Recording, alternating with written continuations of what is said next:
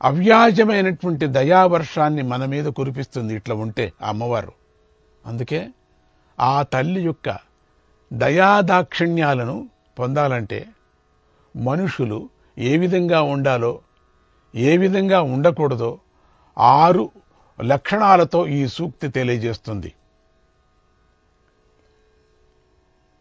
ఇందులో మొదటిది అతిగా నిద్రపోవటం. మామూలుగా అంటే 5 లేదా 6 గంటలు ప్రశాంతమైనటువంటి నిద్ర ఆరోగ్యవంతుడికి సరిపోతుంది.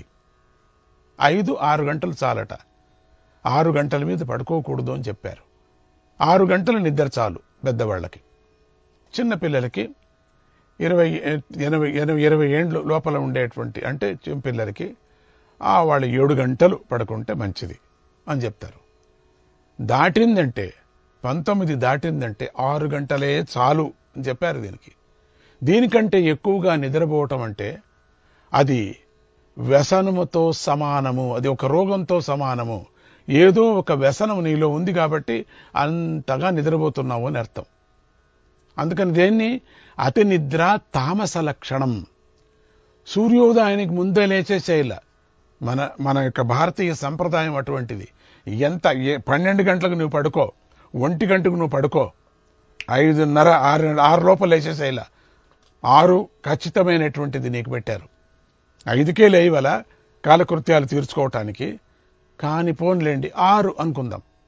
6:20 నిమిషాలకు మనం లేచి ఉండాల. సూర్యుడి కన్నా ముందర లేచి సూర్య నమస్కారం చేయాల. ఉండిన చోటనే చేయాల. మనం అంతవరకు పడుకోకూడదు 7 గంటల వరకు. అందుకని ఇక్కడ కరెక్ట్గా శాస్త్ర ప్రకారంగా 6 గంటలే చాలు అన్నారు. ఇక బోనస్ 1 గంట ఎక్కువ పడుకో పర్వాలేదు, కానీ 6 పైన పడుకోవద్దు అని చెప్పారు. ఎందుకంటే అట్లా పడుకుంటే రోగం కూడా వస్తుందన్నారు. కొంతమంది విశ్రాంతి కోసం నిద్రపోతున్నామని చెప్తారు. ఎప్పుడు విశ్రాంతినే, రెస్ట్ తీసుకుంటున్నాం అంటూ ఉంటారు. ఏదో శరీరంలో ఏదైనా ప్రాబ్లం ఉన్నప్పుడు, మానసిక ఒత్తిడి ఉన్నప్పుడు కూడా ఏదో కొంచెం రెస్ట్ తీసుకోవచ్చు, తర్వాత రెస్టే అంటూ ఉంటారు చాలామంది. కానీ అది నిజం కాదు. విశ్రాంతి అంటే చేస్తున్న పని మానేసి మరొక పని ప్రారంభించడం, అది విశ్రాంతి అంటే. ఇప్పుడు ఏదో చేస్తున్నావు, విశ్రాంతి తీసుకుంటానంటే ఇంకొక పని చేయటం, అది విశ్రాంతి అని అర్థం. వెళ్ళి పడుకోవటం కాదు. అలాగే సూర్యాస్తమ సమయాల్లో నిద్రపోతే వాడి దగ్గర లక్ష్మీదేవి ఎంత మాత్రం ఉండదు. సాయంత్రం పూట పడుకోకూడదు. రెండవది దురుసుగా మాట్లాడటం. మంగళప్రదమైన మాటలతో ఆ మాటల్లో లక్ష్మీదేవి నివసిస్తుంది. అందుకని మంగళప్రదమైన మాటలలో లక్ష్మీదేవి నివసిస్తుంది. అంతేకాని పౌరుషంగా మాట్లాడడం, అనవసరంగా ఇంకొకరిని నిందించడం, తన మాటలతో తన తోటి వారిని, బంధువులను, మిత్రులను మానసికంగా హింసించడం, దర్బారు చేయటం, అవమానించడం లాంటి చెడు లక్షణాలు ఉన్నవాడిని లక్ష్మీదేవి అనుగ్రహించదు. వెళ్ళిపోతుంది, అక్కడి నుంచి ఉండదు. ఇక ప్రతి చిన్న విషయానికి ఎక్కువగా భయపడే స్వభావం కూడా చెడ్డ లక్షణమే. ధైర్యవంతుణ్ణి, సాహసవంతుణ్ణి లక్ష్మీదేవి వరిస్తుందని పెద్దల మాట. ధైర్యే సాహసే లక్ష్మి.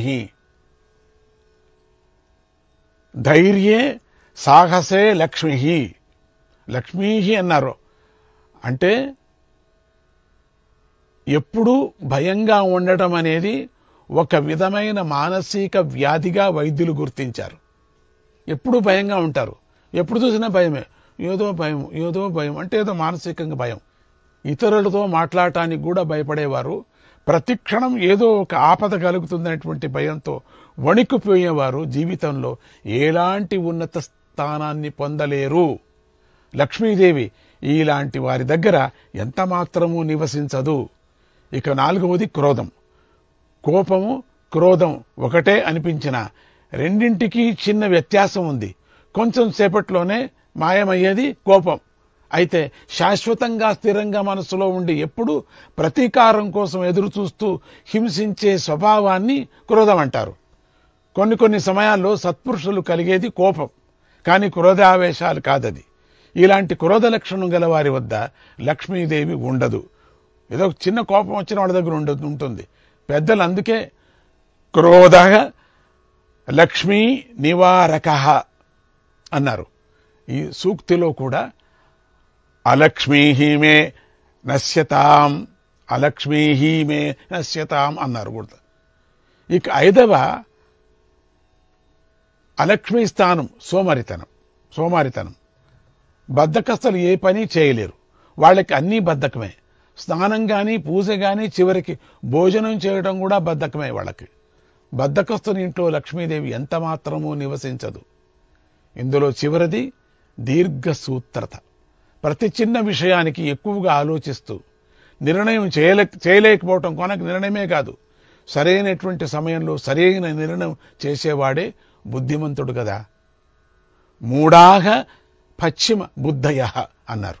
అంటే మూర్ఖులు పని పూర్తి అయిన తరువాత నిర్ణయం చేస్తారు, దాని వలన వారు కష్టాలు నష్టాలు అనుభవిస్తారు.